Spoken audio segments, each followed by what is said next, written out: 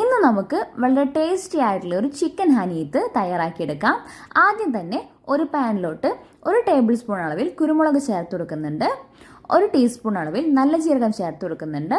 കറാമ്പൂ, ഏലക്കായ, 1 table spoon മല്ലിപ്പൊടി, 1 teaspoon മഞ്ഞൾപ്പൊടി ഇവയെല്ലാം ചേർത്ത് കൊടുത്തതിന് ശേഷം നന്നായിട്ടൊന്ന് വറുത്തെടുക്കാം.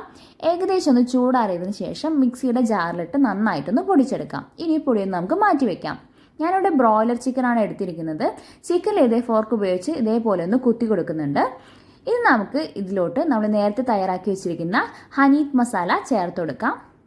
ഇനി ഇതിലോട്ട് ചേർത്ത് കൊടുക്കുന്നത് മാഗി ക്യൂബ്സ് ആണ് കേട്ടോ. ചിക്കൻ സ്റ്റോക്ക് എന്നാണ് പറയുന്നത്. നമ്മുടെ മാർക്കറ്റിലൊക്കെ അവൈലബിൾ ആണ്. ഇതിൻ്റെ 2 പീസ് ഞാൻ ഇതിലോട്ട് ചേർത്ത് കൊടുക്കുന്നുണ്ട്. ഇനി ഇതിലോട്ട് 2 കപ്പോളം വെള്ളം ചേർത്ത് കൊടുക്കുന്നുണ്ട്. നമുക്ക് ഈ ചിക്കൻ്റെ സ്റ്റോക്ക് ആവശ്യമാണ്, അതുകൊണ്ട് വെള്ളം ഒട്ടും കുറയാൻ പാടില്ല കേട്ടോ.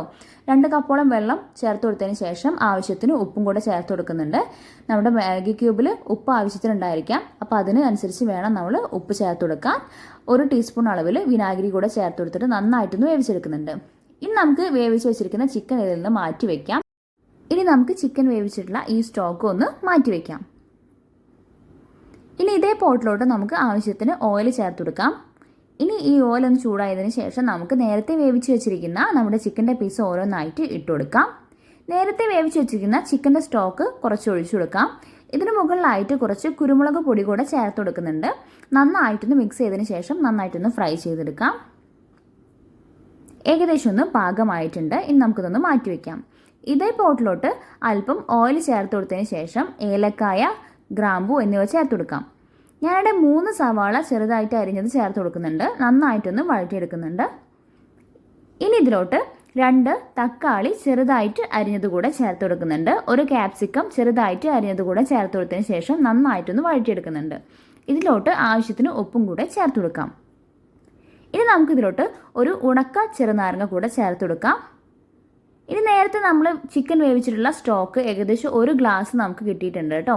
ഇത് നന്നായിട്ട് ഒഴിച്ചു കൊടുത്തതിന് ശേഷം നമുക്ക് അരിക്ക് പാകമായിട്ടുള്ള വെള്ളം കൂടെ ചേർത്ത് കൊടുക്കാം.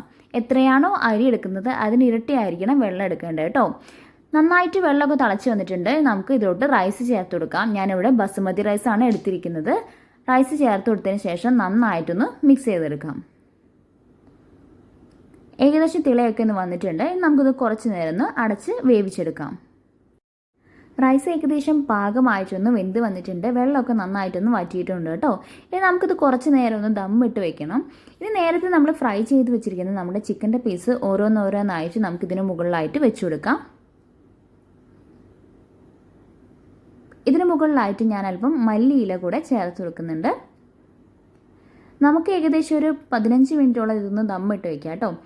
ഏകദേശം ഒരു 10-20 മിനിറ്റോളം ആയിട്ടുണ്ട്. നമുക്കിതൊന്ന് ഓപ്പൺ ചെയ്ത് നോക്കാം. അപ്പോൾ ഇതേ നമ്മുടെ വളരെ ടേസ്റ്റി ആയിട്ടുള്ള ചിക്കൻ ഹനീത്ത് ഇവിടെ തയ്യാറായിട്ടുണ്ട്. അപ്പോൾ നമ്മുടെ ഇന്നത്തെ റെസിപ്പി എല്ലാവർക്കും ഇഷ്ടപ്പെട്ടെന്ന് കരുതുന്നു. എല്ലാവരും ഒന്ന് ട്രൈ ചെയ്ത് നോക്കണേ. ബൈ.